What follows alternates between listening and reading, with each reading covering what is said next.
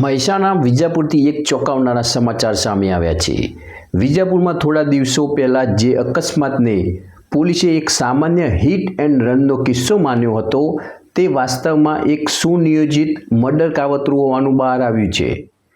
પતિ પર વહેમ રાખતી પત્નીએ જ પતિના લોકેશન આપીને ભત્રીજાની મદદથી મોતને ઘાટ ઉતાર્યા હતા। પોલીસે આ ગુનાનો પર્દાફાશ કરી 3 આરોપીઓની ધરપકડ કરી છે।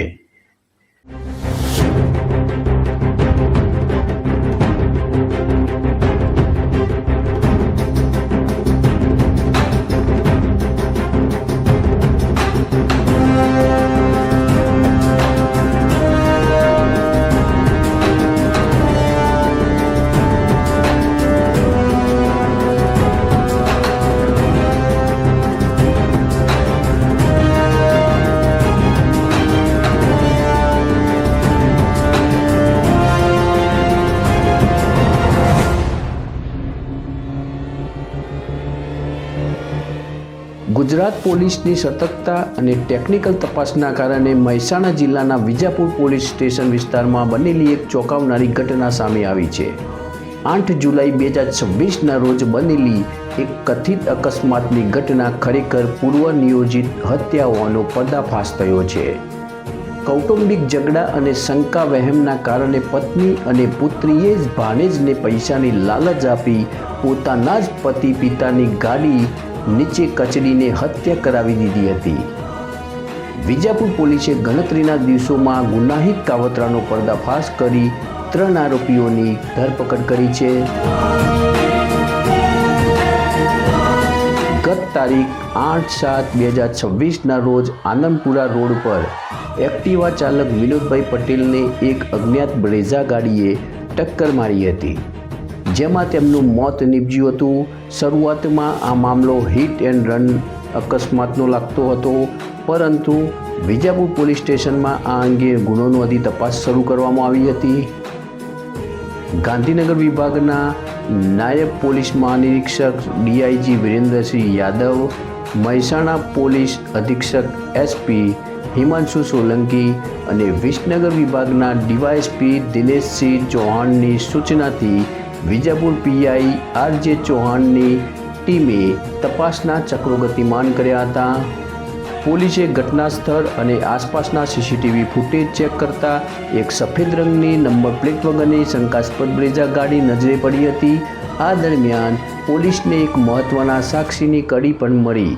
સાક્ષીએ પોલીસ સ્ટેશન આવીને જણાવ્યું કે 8 જુલાઈના રોજ આરોપી વિમલ પટેલે તેને સીસીટીવી કેમેરા ફિટિંગ કરવા જવાના બહાને પોતાની સફેદ બ્રેઝાની ગાડીમાં બેસાડ્યો હતો, પરંતુ સાઈડ પર લઈ જવાને બદલે તે ગાડી આનંદપુરા તરફ ભગાવી ગયો હતો।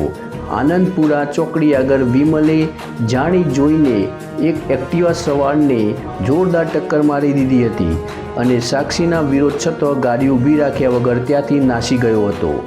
આ પુરાવાના આધારે પોલીસે મુખ્ય આરોપી વિમલકુમાર પટેલની અટકાયત કરી કડક પૂછપરછ કરતા સમગ્ર હત્યાકાંડનો પર્દાફાશ થયો હતો। મરણ જનાર વિનોદભાઈ પટેલ મેડિકલ સ્ટોર ચલાવતા હતા। તેઓ પોતાની પત્ની રીટાબેન પર ખોટા શંકા વહેમ રાખી અવારનવાર ઘરે આવી મારઝૂડ કરતા હતા તેવું રીટાબેને વિમલને જણાવ્યું હતું। વિજાપુર પોલીસ સ્ટેશન ખાતે તારીખ 8/7/2026ના રોજ વાહન અકસ્માતનો ગુનો દાખલ થયેલ, જેમાં રાત્રિના 8:01 વાગ્યાના અરસામાં મરણ જનાર વિનોદભાઈ મણીલાલ પટેલ રહેવાસી આનંદપુરા તાલુકો વિજાપુર નાઓ પોતાનું મેડિકલ બંધ કરી પોતાના ઘરે આનંદપુરા ખાતે જતા હોય ત્યારે આનંદપુરા સર્કલ પાસે કોઈ અજાણી વાહન બ્રેઝા ગાડી ના હોય ટક્કર મારી તેઓને સ્થળ મોત નિપજાવી ભાગી ગયેલ હોય।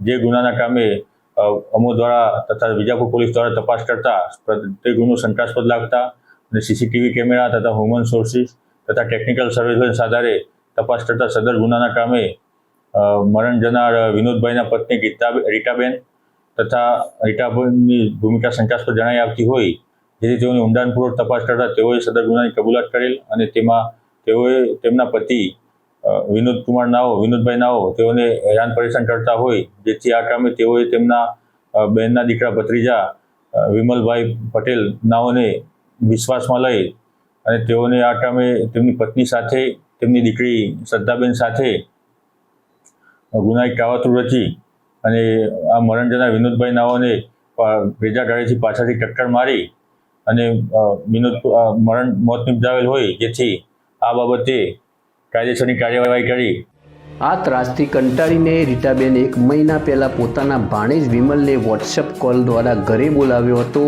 અને કહ્યું કે તારા માસાના હાથ પગ તોડી નાખવાના છે અને તેમને જાનથી મારી નાખવાના છે. શરૂઆતમાં વિમલે ના પાડી હતી, પરંતુ માસી રીટાબેન અને માસીની દીકરી શ્રદ્ધાએ અવારનવાર વોટ્સએપ કોલ કરીને તેને લાલચ આપી હતી કે કોઈ પોલીસ ફરિયાદ નહીં થાય, બધી જવાબદારી અમારી. પૈસાની જરૂર હોવાથી વિમલ આ કામ માટે તૈયાર થયો હતો. વિનોદભાઈ ક્યારે મેડિકલ સ્ટોર પરથી નીકળે છે તેની વિમલ બ્રેઝા ગાડી લઈને રેકી કરતો હતો. દીકરી શ્રદ્ધા પણ પિતા વિનોદભાઈને વાતોમાં રાખીને તેમનું લાઈવ લોકેશન વોટ્સએપ દ્વારા વિમલને આપતી હતી. વિમલ કુમાર રોહિતભાઈ પટેલ તથા મરણ જનારની પત્ની રીટાબેન તથા તેમની દીકરી શ્રદ્ધાબેન નાઓને અટક કરવામાં આવેલ છે અને આ કામે અત્યારે વિમલભાઈ રોહિતભાઈ નાઓ રિમાન્ડ હેઠળ વધુ તપાસ અર્થે છે તથા તેમના પત્ની રીટાબેન તથા શ્રદ્ધાબેન નાઓ હાલ જ્યુડિશિયલ કસ્ટડીમાં મોકલી આપવામાં આવેલ છે અને હાલ સદર ગુનાની તપાસ ચાલુ છે. 8 જુલાઈના રોજ વિનોદભાઈ રામબાગ પાસેથી એક્ટિવા લઈને નીકળ્યા ત્યારે વિમલે બ્રેઝા ગાડીથી તેમનો પીછો કર્યો અને આનંદપુરા ચોકડી નજીક પૂરપાટ ઝડપે ગાડી ચલાવી એક્ટિવાને પાછળથી ટક્કર મારી તેમને મોતને ઘાટ ઉતારી દીધા. પોલીસે હત્યાના ગુનાહિત કાવતરાનો પર્દાફાશ કરી 3 તહેમદારોને ઝડપી લીધા છે. આ ગણતરીના કલાકોમાં મર્ડર મિસ્ટ્રીમાં બદલી નાખી કાવતરાખોરોને પકડવામાં એલસીબીના PI A Kamadiya, Vijapur PI RJ Chauhan, એલસીબીના પીએસઆઈ બીવી વાઘેલા તેમજ વિજાપુર પોલીસ સ્ટાફના કર્મચારીઓએ અત્યંત પ્રશંસનીય કામગીરી બજાવી છે. બ્યુરો રિપોર્ટ જીજવલ ગુજરાતી ન્યૂઝ, વિજાપુર.